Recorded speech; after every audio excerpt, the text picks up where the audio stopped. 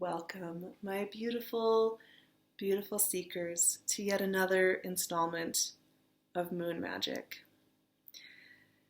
This moon is extremely personal to me. Being a Leo sun, this is a lunar eclipse in Leo on January 31st.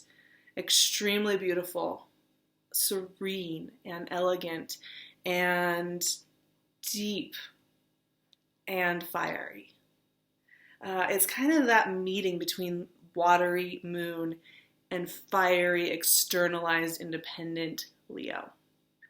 And the way the sun, the fire, and the moon, the water, interplay together, right?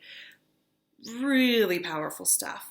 And not only that, we're working our way through the Leo and Aquarius moon polarity. It's been eclipses in these two signs, these oppositional signs, for a number of months, and we're continuing working through eclipses in these two signs for a good portion of 2019. So we're in the midst of this meeting between the Aquarian collective, right? The collective expansion and betterment and improvement of all, and the very individual Leo moon. And what is going to happen with this eclipse, right? What happens when you have this fiery sign, this moon, the watery moon, and this fiery sign that then gets blotted out and reopens again? What does that do to us? This is what it does. It strips us. It strips away voices, old habits, and pieces of our deepest internal selves that are no longer serving us. Only that, no big deal. Just strips it away. But here's the thing. So Leo energy is all about the creative projects we do in the world. It's about romance. It's about passion. It's about creativity and love. Huge things in all of our lives. So that energy is very powerful, and it wants to move forward. It wants to conquer. It wants to experience. It wants to try. However, the shadow side, the shadow in all of us is this voice of self-doubt, fear, worry, that we're not going to be allowed to do it, we're not good enough, that there's something that we need to do differently in order to deserve the beautiful life. Well, this eclipse is going to help all of us to shed those shadow voices, to honor them, to take them in, to know that those fears and those worries and those shadows had something to tell us, and yet that it's okay for them to go now. It's okay for them to leave us in peace so that we can accomplish our mission as leaders and as passionate creators and as lovers. This is such a beautiful eclipse. I can't get enough of this energy. So it's in 11 degrees of Leo. It is a blue moon, which means it's the second full moon in a calendar month. Isn't that cool? And it's a super moon. This is going to be one of those full moons and eclipses that I think you're going to feel the impacts of. Now, one thing to keep in mind. Well, there's a number of things to keep in mind. Here's a big one, though, and here's a big tip for how to leverage this and utilize it as it's happening on the 31st. Think about what you were working on and the challenges you were dealing with back in August. Were you in a relationship that you knew it wasn't quite right, but you were still learning from it? Were you in a job situation that wasn't working? Were you in a lifestyle or habit that wasn't working? Where were you feeling that you weren't quite at peace? You were working through it. The solar eclipse may have brought up a lot of that. However, the lunar eclipse is a little bit more healing, where it's kind of, let's clean up these loose ends. Let's take a breath. Let's acknowledge and release. So for me, I think there's a little bit more grace and softness in this eclipse. But at any rate, you might find you are revisiting what you were working through in August. So that could be really intense for some of you out there. That could be extremely intense. It could bring back up shadows of that other time. It could bring back people or conversations from that other time. However, here's the other side of this, of an eclipse, is that, once the eclipse has gone over the, once the moon's gotten blotted out and then we come back through, we're reopening to center stage. We're not going to stay in the shadow. We're not going to stay in the eclipse. This is something that only lasts for a short amount of time. And what it does is it cleanses. It removes. It releases, so that, after the 31st, once we head into the rest of the day on the 31st and we go into February, you're being asked to let that stuff go. You're not being asked to sit there with it for another 10 years. You're being asked to release it so that you can be your fullest self. So you may be revisiting old themes, revisiting old wounds, revisiting old fears. However, what this eclipse is really asking you to do is take center stage in your own life. What this eclipse is actually asking you to do is get brave enough to show yourself on center stage, where in whatever way that makes sense for you in your life. And it's not everybody's going to go become an actor, obviously. Some of you, it may be that you show up more for your work or for your family, or you show up more for yourself, which is actually the next point I want to get to with this moon. There's a really cool thing happening here, which is it's in very close alignment with Ceres, which is a dwarf planet. And it's named after Ceres, which is this Roman goddess who was associated with fertility and actually single parenthood. So she was this beautiful fertility goddess. So we have her and we have the moon, these very deeply feminine, empowered energies just crushing towards us, right? And we're dealing with Leo energy, which is so powerful and passionate and intense. Can you get the feeling behind this moon?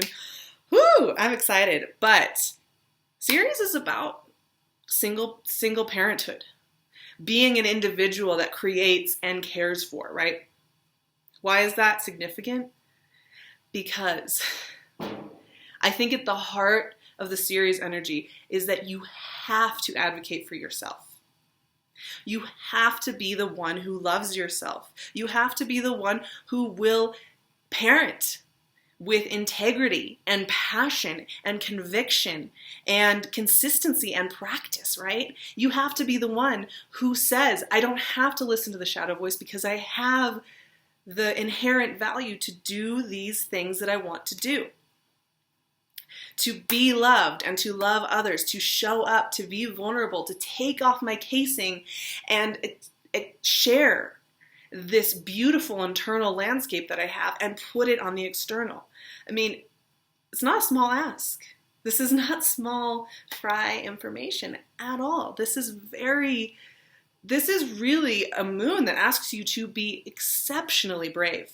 This is an eclipse that asks you to be fearless in the face of your own demons, your own scars, your own wounds, and to understand that those old scars and wounds can only live on for as long as you give them power and you let them be the truth. And this is where that independent soul parenthood energy comes in, because nobody is going to love you and cherish you and parent you the way that you can. Not even your parents, not even the best parents in the world. My mom's also Leo, and she's the most amazing person. She still can't do that work for me. We have to do it for ourselves. And this moon is going to pull you there. This eclipse is going to pull you right there to the center of that conversation and make you look at it and make you let it go. I mean, you can fight it. Go ahead. But you might find that feels tense. Whereas if you can relax a little bit, know that voice that comes in and says things like that to you can come and go. There's a really great Rumi quote. In fact, I am going to leave it in the description box. It's called The Guest House. It is amazing. And I think this is the spirit with which feeling through this eclipse will really help you. So those are the huge, very exciting, very enlightening themes that are coming up for this Leo eclipse. I'm so excited. Let's get some cards out. Let's have fun. Let's play with the intuitive sense here. I mean, a lot of that was intuition for me. And I'm sending a special wish out to my Leo fam. Yes, for Leo rising, Leo moon, Leo sun, specifically, especially, and, probably Venus too, all those personal planets, if you have energy in Leo, it's going to feel extra personal. It's going to feel, you're really going to be digging deep, but that's okay. Once again, I think there's some relief and some release in this eclipse, because it's saying it's okay to let go of the last few years and what that brought. A whole chunk of cards just would not go back in the deck. So let's see what they are. Okay, we have 4 cards, and they're intense, you guys. 8 of Wands, 8 of Pentacles, the World, and Judgment. And I can't think of more perfect energy for clearing out and cleansing and moving forward. Can you? Okay. See, this is what I was saying. Eclipses do make you look back at old wounds or old storylines. Sure, we're blotting something out, but the whole point is to move forward. And that's what eclipses are really asking you to do. It's like, okay, that happened over there, but now we're here. And 8 of Wands, forward motion. Just move forward. You're going to be asked to feel it. And I think, honestly, once we hit February, I do think you're going to notice the energy is much more about action, much more about taking initiative, much more about getting results. Getting results. You're doing the work. It's time to start doing the work. It's time to let go of the shadow voice that tells you can't. There's no time for that. There is no time for fear and worry. Saturn is in Capricorn. You know what that means? We all need to get on and get our work done. We all need to show up for the things that matter. And, doing work comes in so many different formats. It does come with showing up to the people you care about. It does come with doing creative projects that make you happy. It does come with, setting up dentist appointments, radical self-care and self-love, right? It's about showing up and doing it. And it continues. The World and Judgment. These are all about seeing clearly, shedding an old skin, and moving on. There is no time for fear. There is no time for the old cycle. It's being swept away here. And despite the fact that we are still in the Leo-Aquarius polarity and we are continuing forward, we will have that Aquarian eclipse in a couple more weeks. It doesn't matter. This specific lunar eclipse is extremely powerful because it closes something out. It closes something out that has to do with Leo and the Leo energy as it's moved through over the last year or so. And then for people with more personal Leo planets, honestly, for the last 3 years. It is closing out things you were working on, homework you were doing, and depending on who you are and what your chart is, homework you were doing.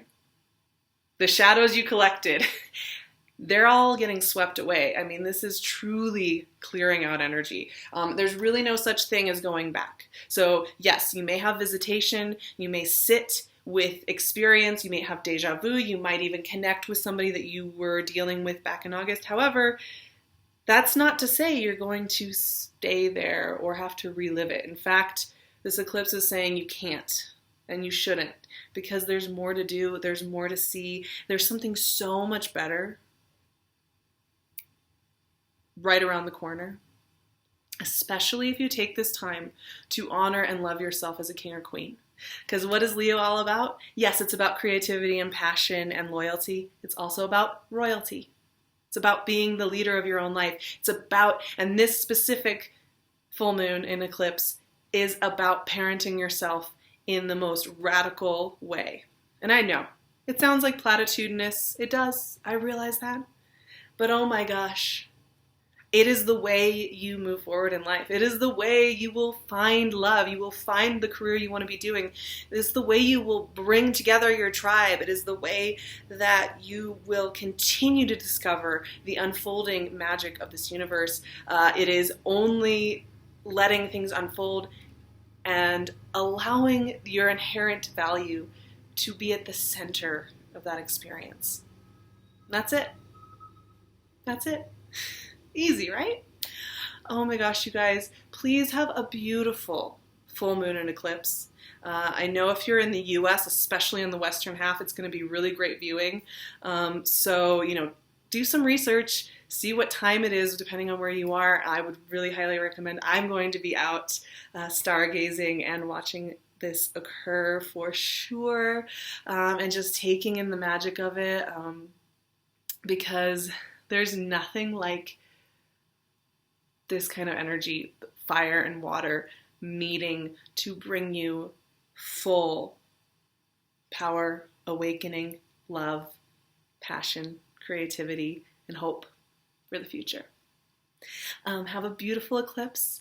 I will talk to you in just a couple weeks for this Aquarius energy. We're going to be dealing with a whole new set of trials and errors. The opposite side of the coin, really. Same coin, similar challenges, different lens. So I will talk to you very soon. I'm sending you all my love, my beautiful seekers. I'll talk to you soon.